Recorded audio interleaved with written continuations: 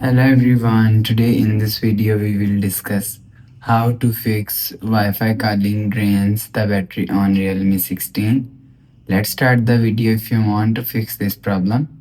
So open quick setting panel, so just swipe down and turn on flight mode and turn off flight mode.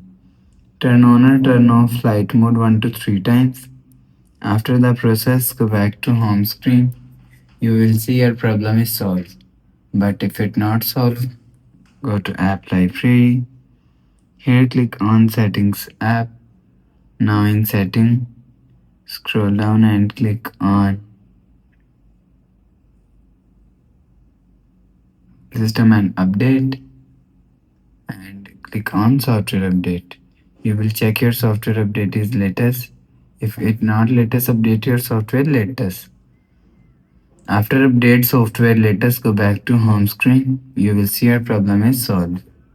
But if it doesn't fix this problem, so last solution is reset all settings. Click on settings app. Scroll down to and click on system and update.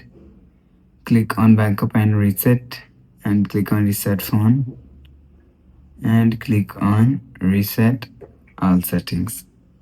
Enter phone pin and click on reset.